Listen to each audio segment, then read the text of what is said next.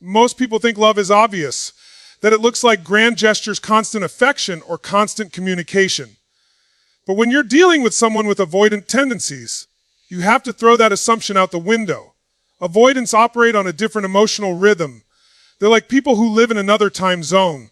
The sun rises and sets for them at different hours. So if you're looking for roses, declarations, or daily texts as proof of love, you'll probably miss the very thing that reveals their heart. The real signal, the one that cuts through all the noise, is not how loudly they proclaim their feelings, but how consistently they show up for you despite their instinct to retreat. An avoidant person is wired to value space. Space is their comfort zone, their safety net, the way they protect their sense of autonomy. When they feel too close to someone, their nervous system lights up like an alarm. That's why they tend to withdraw, to cool things down, to create emotional distance. It's not always rejection, often it's self-preservation. But here's where it gets fascinating. And this is the part most people miss. When avoidant begins to override that instinct, when they start showing a pattern of small but deliberate care, you're seeing something extraordinary. You're witnessing an internal battle in which their desire for connection is winning out over their fear of it. This might look subtle from the outside. It's not a dozen roses, it's remembering your presentation at work and asking how it went. It's not a handwritten love letter. It's noticing you're tired and bringing you tea. It's not a public declaration on social media. It's keeping track of the things you like and quietly weaving them into your shared time. These aren't random acts of kindness. They're micro acts of commitment. They're the avoidance version of reaching out and holding your hand in public. Except they do it in a way that feels safe for them. Each small gesture is a brick in a bridge they're building towards you. Psychologically, what's happening here is huge. Attachment research shows that avoidant individuals suppress their attachment needs because they learned early on that closeness felt risky or unreliable. But suppression isn't the same as absence. Those needs are still there, alive and waiting. When an avoidant starts to express care on a consistent basis, it means they crossed a psychological threshold. They've shifted from purely defensive behavior to a form of engagement. They're testing the water of intimacy, and each time you respond with steadiness instead of pressure, it tells their nervous system, this is safe. That's when consistency emerges. That's when you're no longer a passing figure. You've become someone they're orienting toward. There's also a philosophical angle to this. In some ways, an avoidant showing consistent care is an act of courage. They're not just fighting old habits. They're challenging the story they've told themselves about love and vulnerability.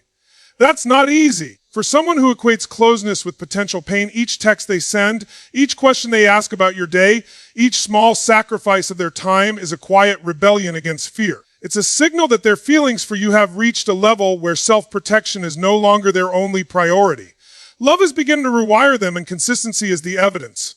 So, if you're in a relationship with someone avoidant, you need to train your perception. Stop looking only for the fireworks and start noticing the steady flame. Ask yourself, are they remembering details about me? Are they making room in their schedule without me begging for it? Are they checking in, even if briefly, when they don't have to? Those patterns matter more than any one dramatic display. They're not performing, they're choosing. And choice is a far stronger indicator of love than impulse. Of course, doesn't mean tolerating neglect or making excuses for unhealthy behavior. Boundaries still matter, but it does mean understanding the difference between an avoidant who's indifferent and an avoidant who's quietly showing up. When you can read those signals correctly, you empower yourself. You stop chasing validation in forms they're unlikely to give, and you start recognizing the form they naturally use. That shift alone can change the entire dynamic. It can turn frustration into appreciation, and it can help you respond in ways that reinforce, rather than disrupt, the progress they're making toward intimacy. In the end, the number one sign an avoidant is secretly in love with you is not a dramatic confession. It's their steady pattern of care that breaks their usual pattern of withdrawal. It's the subtle but undeniable consistency of their presence. It's their way of saying, I see you. I'm here. If you're willing to look closely, you'll see it. And once you do, you'll never mistake silence for absence or subtlety for indifference again. Consistency is not just a habit, it's a language. Learn to hear it, and you'll know the difference between someone who's simply passing through your life and someone who's fighting their own fears to stay. Most of us underestimate how radical vulnerability is for someone with avoidant tendencies. We assume that if a person is interested, they'll open up, share their feelings, tell their stories. But for an avoidant, opening up is like stepping out onto a frozen lake they're not sure will hold. It's not just uncomfortable, it's terrifying. They've built their identity around self-sufficiency, around not needing anyone. So when you start to notice cracks in that armor, small disclosures, fleeting glimpses into their inner world, understand that you're witnessing something rare. You're not just seeing them talk, you're seeing them risk. This vulnerability often doesn't look like a dramatic heart-to-heart. It can be a passing comment about a fear they've never shared before. It can be a quiet mention of a childhood memory that shaped them. It might even show up as them asking for your opinion on something deeply personal, something they'd normally handle alone. These are not trivial moments. They're like a tightrope walker taking their first step without a safety net. It's an act of courage rooted in a deeper emotional shift. The realization that their need for connection is greater than their fear of it. Psychologically, this is monumental.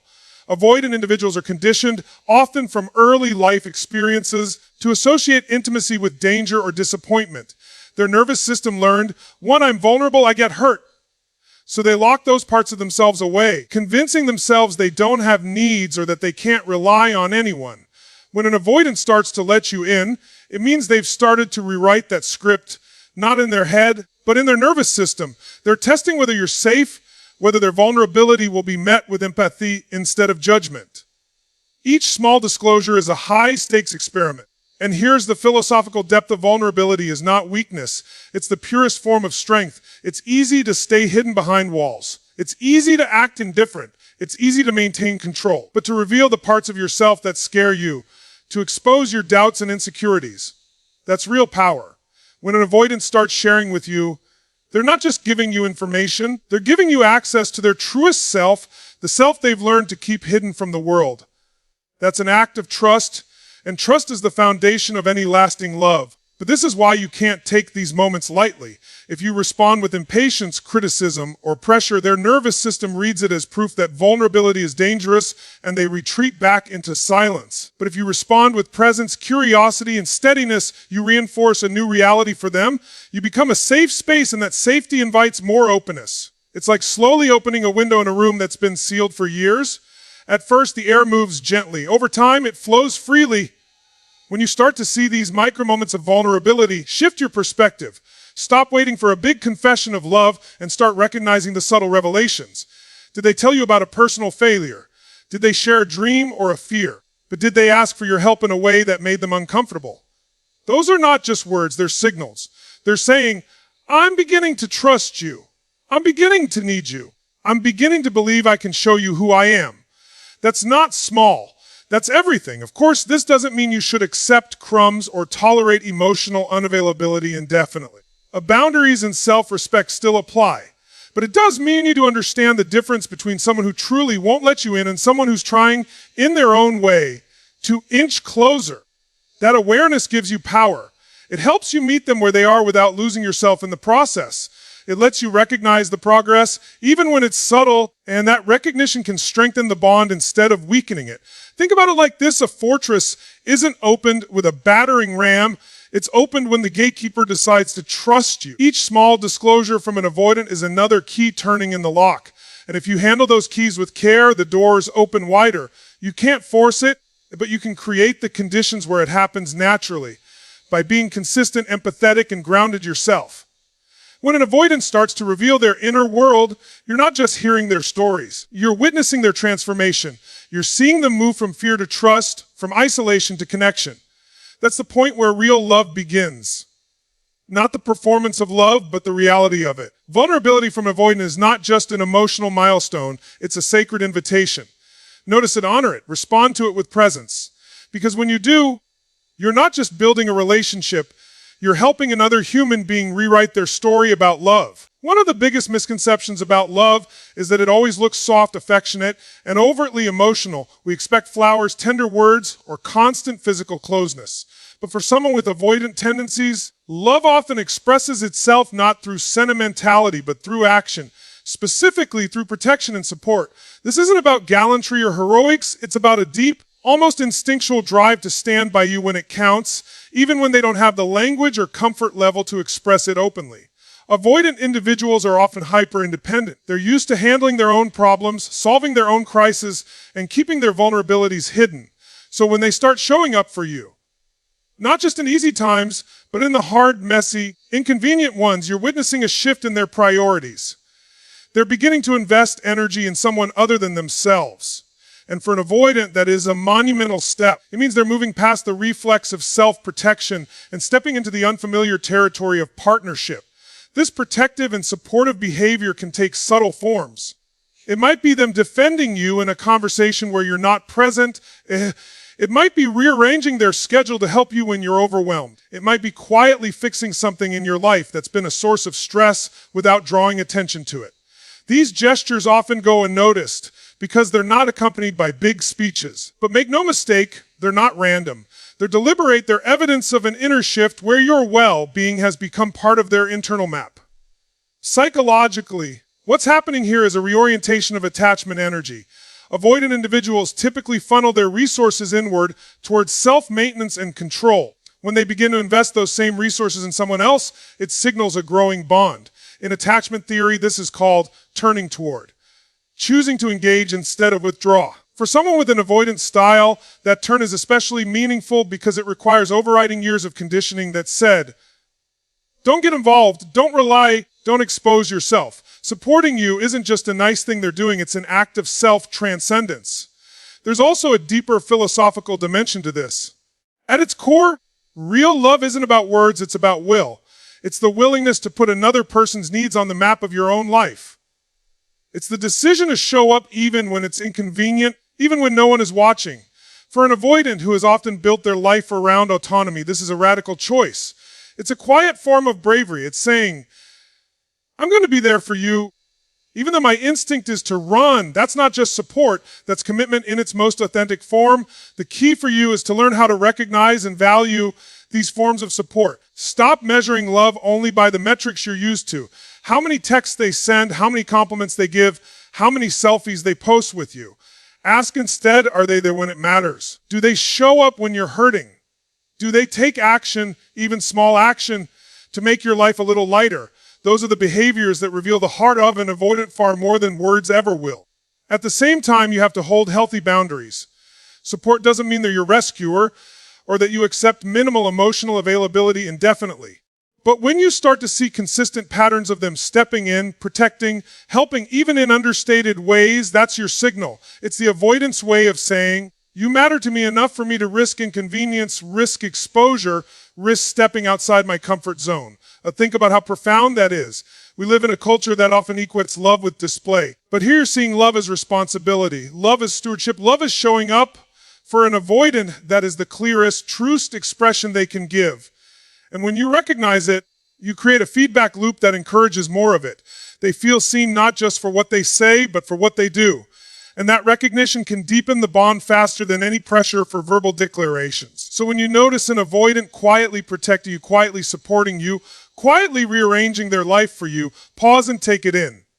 You're not witnessing a random act of kindness. You're witnessing a personal revolution. You're seeing them rewrite their pattern from self-containment to connection. You're watching love move from theory into action. And here's the reflection I want to leave you with. Love isn't proven by how loudly it speaks. It's proven by how faithfully it acts. When avoidant chooses to support you, they're not just helping you. They're showing you in the only language they fully trust that you matter. Recognize it. Honor it. And respond in a way that reinforces rather than overlooks their courage to show up. One of the most confusing experiences people have with avoidant partners is the pattern of closeness followed by withdrawal. It can feel like whiplash. One week they're warm, engaged, even affectionate. The next week they're distant, unresponsive, or preoccupied. For many, this inconsistency is read as indifference or manipulation. But in reality, for most avoidant individuals, this rhythm is not about playing games, it's about managing fear. What looks like hot and cold is often a dance between longing and self-protection. And if you pay attention to how they return after a pullback, you'll see the clearest sign of all that love is present. An avoidance nervous system is wired for independence. Closeness triggers vulnerability, and vulnerability triggers old alarm bells. So when they start feeling deeply connected, they may instinctively retreat to regain a sense of control. That retreat isn't always a rejection. More often, it's a self-regulating pause. They're trying to calm the part of themselves that's terrified of losing autonomy or being hurt. What matters is not just that they pull back, but that they come back. and how they come back. If each return brings a little more openness, a little more depth, a little more willingness to engage, you're not seeing rejection. You're seeing progress. This push-pull pattern can be agonizing if you don't understand it. You may think, what way are they running from what we're building? But imagine someone learning to swim after years of fearing the water. They wade in, feel the current, panic, and step back to the shore. But each time they re-enter, they go a little deeper, stay a little longer. That's what an avoidant in love is doing. They're testing the waters of intimacy, retreating when it feels overwhelming, then returning because their feelings for you are stronger than their fear. Each cycle, if handled well, rewires their nervous system and expands their capacity for closeness. Psychologically, this is a sign of integration. They're slowly integrating the parts of themselves that crave connection and the parts that crave safety. That integration doesn't happen in a straight line, it happens in spirals. Forward, back, forward again, but each loop is a little higher than the one before. If you can hold your center during these cycles, not chasing them when they retreat, not punishing them when they return, you create an environment where their fear subsides faster and their trust deepens more fully. Philosophically, there's something profound here about the nature of love itself. Real love isn't about eliminating fear, it's about expanding the space where fear no longer runs the show. For someone with avoidant tendencies, each pullback is an old script trying to reassert itself. Each return is love pushing through that script. It's a micro act of courage, a small victory over the past. And those victories accumulate. They form a new story about what intimacy means. One where closeness doesn't equal danger, but instead becomes a source of strength. This is why your perception matters so much. If you misinterpret every retreat as rejection, you'll respond with panic, anger, or pressure. And that confirms their old fears. But if you can read the pattern for what it is, you can respond with steadiness and self-respect. You don't have to tolerate neglect, but you also don't have to personalize every retreat. By staying grounded, you become a stable reference point in their internal storm. That stability is exactly what allows them to shorten the retreats and deepen the returns. So ask yourself, do they come back? And when they do they bring more of themselves each time? Do they communicate a little more openly, offer a little more consistency, show a little more care? Those are the signs of a heart at work, of a nervous system relearning safety, of love taking root in a difficult landscape. It's not glamorous, it's not always comfortable, but it's real. And it's how many avoidant people build genuine, lasting bonds. Ultimately, this cycle of pulling back and returning isn't just an obstacle, it's part of the process. It's how an avoidant tests, learns, and grows. And if you can meet it with clarity and composure, you not only protect your own well-being, but also create the conditions where deeper intimacy can emerge. You stop chasing and start witnessing. You stop guessing and start understanding. And in that understanding, both of you gain room to evolve. Remember this: as you move forward in the rhythm of retreat and return lies the proof of transformation. Each return is not just a comeback, it's a statement. I'm still here. I'm trying again. When you see that, you're seeing love in motion, fragile, imperfect, but real. Recognize it, honor it, and let that awareness guide your response. Because sometimes the greatest sign of love is not the absence of fear, but the courage to keep coming back in spite of it.